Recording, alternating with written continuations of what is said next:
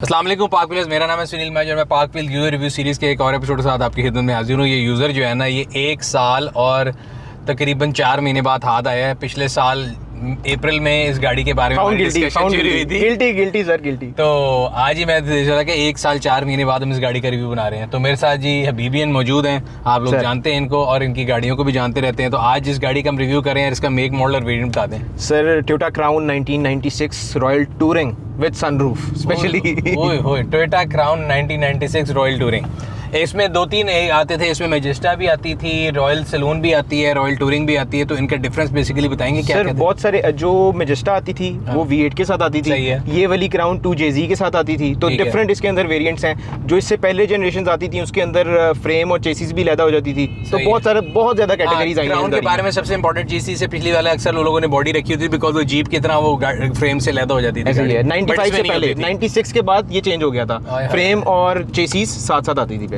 तो ये पहली बार था जब ईस्ट और वेस्ट मिल गए और आपने इसको इकट्ठे ले लिया। सबसे पहले ये बताएं, इसमें जो 2J इंजन है वो VVTi है, नॉन VVTi है? VVTi है। और ज्यादातर कन्वर्जन में लोग 2J नॉन VVTi को ज्यादा पसंद करते हैं, क्योंकि उसकी मेरा ख्याल है हॉर्स पावर ज्यादा है और उसको आप लिमिट जरा आगे लेके जा सकते हैं। सर वो एक तो कुछ JZ के मामले में इतनी ज्यादा वो है कि जितना आप रिसर्च करें ना इस इंजन के ऊपर वो कम है। क्योंकि मैंने आपसे थोड़ी देर पहले भी डिस्कशन किया है कि मैं इस गाड़ी के अंदर स्वैप करूं 2JZ GT या नहीं। तो इसमें JZ जो GE है उसको आप, जो नॉन VVTi वाला है उसको आप पुश कर सकते हैं टू द लिमिट्स, और इसको टर्बो भी किया जा सकता है। पाकिस्तान में मेरा ख्याल है पता नहीं लोगों ने किया या नहीं किया, लेकिन बात यह है कि कुछ JZs के इंटरनल फोर्ज्ड होते हैं। चाहिए जो JZ टर्बो वाला आता है उसके इंटरनल्स फोर्ज्ड होते हैं, मतलब वो इतने स्ट्रांग होते हैं जो कि हाई पावर को वो कर सकते हैं, बर्दाश्त कर सकते हैं। सुपरा में लोगों ने कितने लेवल पे लेके सर 1000, 1200, 1500 तो इजी है ना JZ GT के लिए। और आजकल तो उसकी प्राइसेस भी बहुत बढ़ गई हैं। ओवरऑल द वर्ल्ड सर बहुत सस्ते थे, अब तो मेरा ख्याल है 2-2, 3-3 मिलियन का सेटअप है। Sir world wide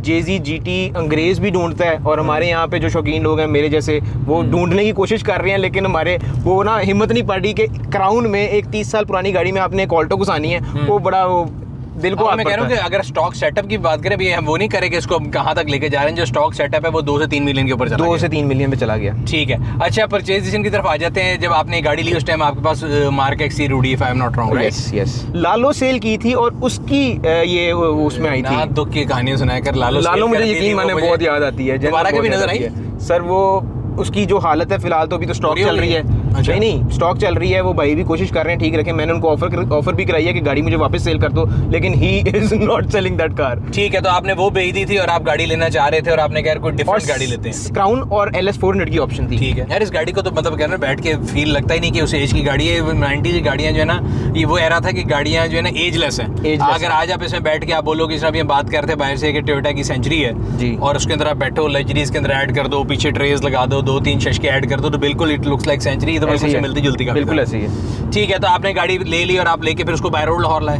by road Lahore रास्ते में कोई सरप्राइजेस तो नहीं मिले? कोई सरप्राइज नहीं मिला। मैं वो मजे की बात, मैंने 3 दफ़ा इसको 180 पे लेके गया हूँ। ये लॉक है 180 पे, 180 से ऊपर जाती नहीं है। मीटर भी इसका 180 का है और उसके ऊपर वो जाती नहीं है 3 दफ़ा, क्योंकि मज़ा इसको जो, अच्छा JZ की जो हायर एंड टॉर्क है ना वो बड़े मजे का है। सही है, वो बेशक NA हो या फिर टर्बो वाला हो, जो हाई एंड है ना इतने मजे का JZ निकलता है जस्ट लाइक बटर। और इस 90s में अगेन मैं हमेशा बताता हूँ लोगों को, क्राउन में 2-3 चीजें बड़ी डिस्टिंक्टिव थी। ये क्या लग रहा है? फेंडर लग रहा है। गाड़ी नीचे की हुई है ना, रोलिंग्स बन रहे हैं साथ में, अच्छी लगेगी गाड़ी। ये स्विंग का बटन जो है ना, ये जादू की जप्पी है। ये जो इसके एसी के वेंट, अगर हमारा कैमरा दिखा सके तो जिस तरह 90s के एसीज, घर के जो एसी थे ना, विंडो एसी, ऐसी है, उनमें ये वेंट घूमते थे।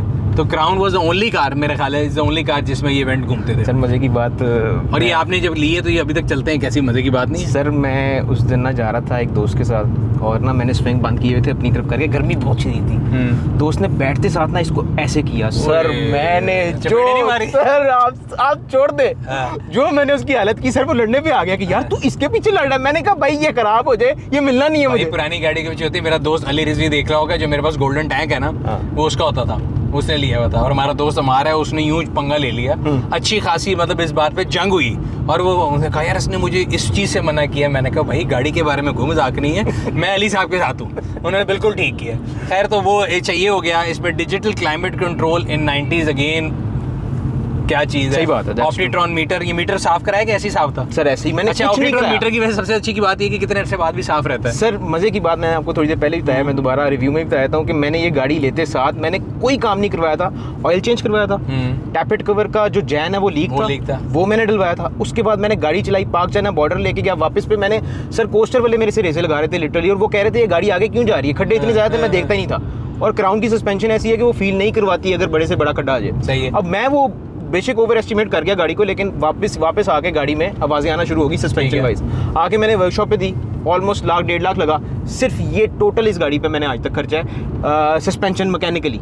उसके बाद पीपीएफ, फ्रेम टायर, सस्पेंशन, वो शौक की चीज़, वो कॉस्मेटिक चीज़ें वो अलग हैं। जो मैकेनिक और इलेक्ट्रिकल मैंने इस गाड़ी पे खर्चा किया वो वाइज आपने 1.5 लाख रुपए खर्चा, वो भी सस्पेंशन पे। ठीक है। अच्छा, इसकी जो फ्यूल एवरेज है वो कैसी है? वैसे तो ऐसा सवाल होना नहीं चाहिए, लेकिन चले फिर भी पूछ लेते हैं जरा। सर ऐसा सवाल होना चाहिए क्योंकि बहुत से लोग मुझे देख के ना इस गाड़ी की तरफ वो उन्होंने किया है कि यार हमें ये गाड़ी चाहिए, क्योंकि ये एक ऑल्टो और सिविक रीबर्थ की प्राइस ब्रैकेट में आती है। जब मैंने ये गाड़ी खरीदी थी तो मैंने इधर उधर जो भी गूगल पे पढ़ा और आपके रिव्यू भी देखना चाहे तो आपका वैसे पाक व्हील्स ने ये गाड़ी मेरा ख्याल कवर नहीं की, क्योंकि गाड़ी इतनी ज़्यादा थी नहीं। तो मैंने गूगल पे सर्च किया तो उसमें आ रहा था कि ये 6, 7, 8, 9 इसकी रेंज में ही करती है। मुझे ये गाड़ी जब मैं वापस लेके आया था लाहौर तो 10.5 की एवरेज दी थी लॉन्ग पे। इस्लामाबाद से लाहौर मैंने वहाँ इस्लामाबाद में भी टैंक फुल कराया था, यहाँ पे भी टैंक फुल कराया था और मैनुअली चेक किया था। ये नहीं कि कोई मीटर वाला। बीच में 3 दफ़ा, जैसे कि मैंने आपको बताया, मीटर मारा था क्योंकि नई गाड़ी थी तो पैर देने का दिल कर रहा था। 3 दफ़ा मीटर मारा था और उसके बाद हम 120, 130 से ऊपर नहीं गए। मेरा अंदाजा है अगर आप कांस्टेंट 120 पे जाएंगे तो ये 12-13 की एवरेज दे देगी। 12 मैक्सिमम 12-13 की देगी, इससे ज़्यादा नहीं सर। 3000 सीसी जेजी है, वो क्या आपको एवरेज दे देगा? वो तो वेट कर रहा होता है ये मुझे पैर दे मैं निकलूँ। बिल्कुल ठीक है। तो वो पेट्रोल उसने अपने हिसाब से एडजस्ट किया होता है। सही है। और शहर के अंदर ये मुझे मैक्सिमम भी हल्के पैर से 9 से ऊपर आज तक नहीं गई है। 9 पे भी चलिए तो बड़ी बात है यार। और ये आप अभी जो शॉपर टाइप गाड़ी चला रहे थे वो क्या एवरेज दे रही थी? सर वो गाड़ी शहर में मुझे दे देती है 11-12 आराम से। अच्छा। और अगर मेरे ख्याल से तो कोई भी अगर आप देखें 1800 सीसी गाड़ी भी चला रहे हो सेडान तो 10-11 ही देती हैं। 10-11 को कोई भी गाड़ी उतनी देती है। लेकिन ये जो बड़े इंजन है ना, इनका सबसे बड़ा सर ऑफ सीन ये है, ट्रैफिक में ये आपका टैंक ऐसे खाली करेंगे। अगर ट्रैफिक नहीं ना है तो फिर आप इजी आराम से चलाएं, 9-10 भी दे सकती है शहर के अंदर। सही है। ट्रैफिक में चलाएंगे इसकी एवरेज 6-7 पे, मिनिमम 6-7 पे, मैक्सिमम 9-10 पे आप लेके जा सकते हैं इसकी एवरेज। ठीक है। अच्छा, दूसरा इसकी जो पार्ट्स जब आपने बताया सस्पेंशन ये कराया तो ये एक अलग सवाल लोगों के ज़हन में आता है, बिकॉज अक्सर लोग लेके अब रिस्टोर करेंगे कि बिकॉज बहुत कम गाड़ियाँ होंगी जो अच्छी हालत में होंगे। अच्छी हों भी तो मेरे ख्याल से इतना टाइम गुजर चुका है कि प्लास्टिक पार्ट्स रोड हो चुके होते हैं। तो सस्पेंशन का पार्ट्स अवेलेबिलिटी क्या है और क्या प्राइस थी अंदाज़ा? सर सस्पेंशन के रिलेटेड इसके जो पार्ट्स हैं, एक तो जो इसके बेरिंग्स थे, व्हील बेरिंग्स, वो इसको टोयोटा का सबसे अच्छी चीज़ ये है कि क्रॉस लिस्टेड पार्ट्स होते हैं। सर मैंने आपको बताया मेरा 1,10,000 या 20,000 का बिल बना था इसकी सस्पेंशन। अगर उसको कंपेयर कर लेते हैं, आपने मार्केक्स भी रखी थी, तो डू यू थिंक उसके पार्ट महंगे थे इसके महंगे? मोर और लेस सेम थे। सेम थे। थोड़ा सा आपको इसको बॉडी वाइज जो पार्ट्स है ना थोड़े से आपको ढूंढने पड़ते हैं। हाँ, मतलब इसकी लाइटें मुश्किल मिलेगी। अब अच्छा इस गाड़ी की जो क्रिस्टल लाइट्स हैं ये अपग्रेड की थी इसके पुराने ओनर ने, ये मैंने नहीं की थी। हाँ, इसमें वो प्रोजेक्टर लाइट लगाया हुआ, पहले इसमें शादी वाली। हाँ जी, और ये बहुत लोग इससे एनहांस होती है। इसकी वो वाली अपग्रेड उन्होंने की थी। बैक लाइट्स मैंने पता की थी 25 से 30,000 मुझे उसका रेट कोट हुआ था। ठीक है। इसकी जो टेल लाइट्स अभी नॉन एलईडी लगी हुई है, ये ओरिजिनल है जो इस गाड़ी में आती थी। उसके अलावा ये जो आपको ये मार्केट लाइट्स नजर आ रही है फेंडर पे, पहले तो मुझे पता नहीं होता था यार। पहले तो मुझे पता नहीं होता था इसको कहते क्या है। पेंडू बंदा, मैं दोस्तों से पूछता था यार ये कहाँ से मिलती है, इनको कहते क्या है, मैं किस तरह सर्च करूँ।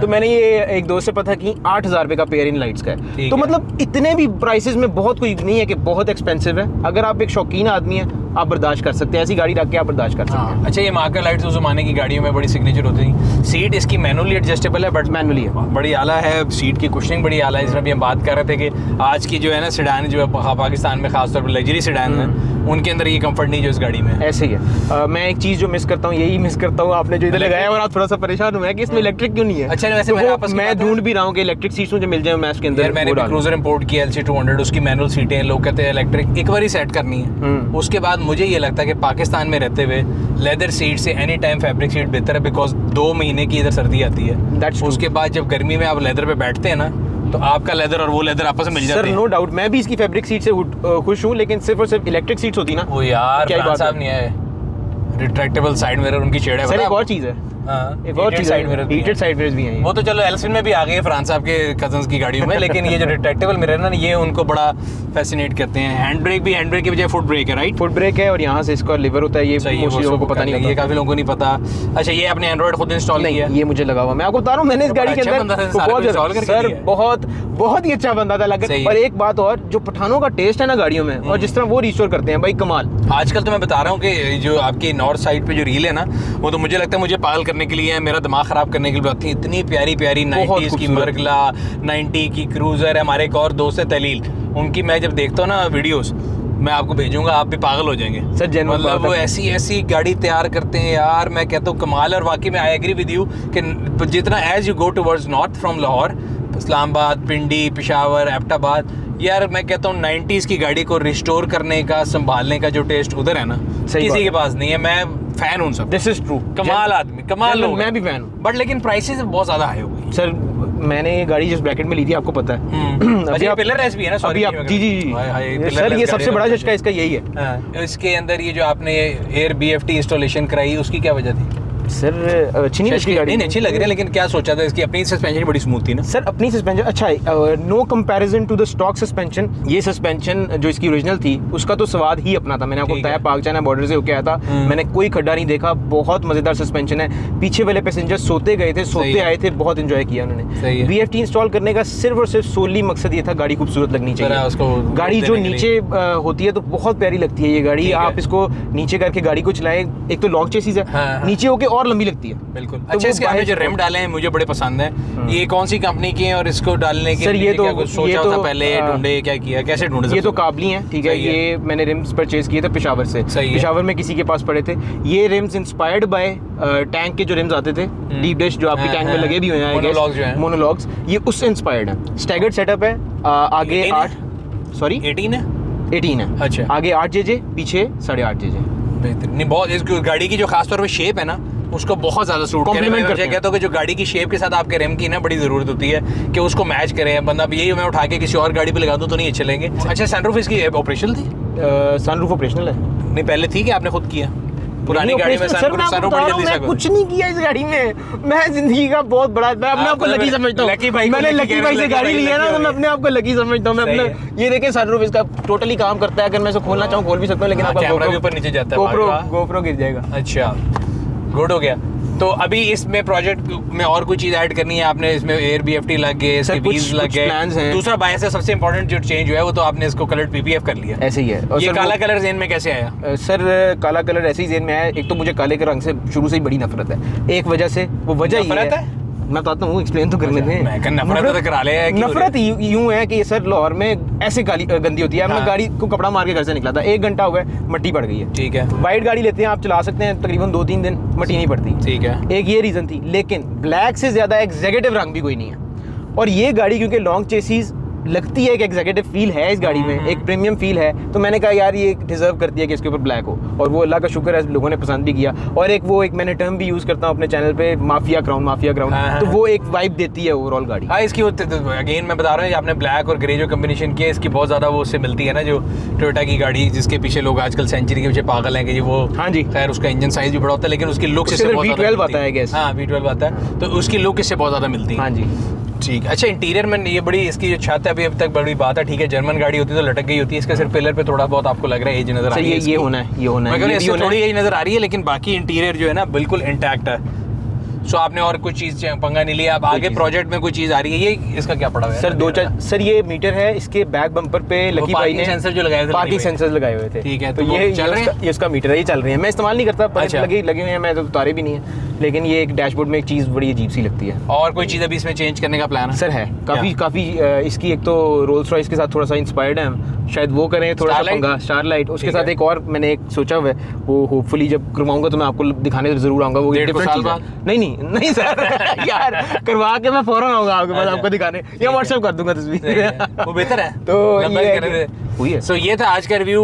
उम्मीद करता हूँ आपको पसंद आया होगा। काफी लॉन्ग अवेटेड था, 1-1.5 साल बाद लड़का हमारे हाथ आया, क्योंकि पहले अकेला कार गया था, अब 2 कार गए हो गए। तो वैसे उसको पसंद है गाड़ी? सर बहुत पसंद है, मैं तो उसको मोस्टली हफ्ते में 2-3 दफा हम लोग निकलते हैं रात को, तो काफी एंजॉय करता है। अभी तो छोटा सर, आपको पता है छोटे बच्चे हैं, शौक डालेंगे तो ठीक हो जाएगा इंशाल्लाह। ठीक है फिर, ये था आज के रिव्यू। उम्मीद करते हैं आपको पसंद आया होगा। अगर अभी तक आप लोगों ने हमारे यूट्यूब चैनल को सब्सक्राइब नहीं किया हुआ, कर लें, बेल आइकॉन पे क्लिक कर लें ताकि आपको तमाम आने वाली वीडियो के बारे में नोटिफिकेशन मिलता रहे। आपसे अगली वीडियो में फिर मुलाकात होगी, तब तक अपना और अपने गिरने वालों का ख्याल रखिएगा। शुक्रिया।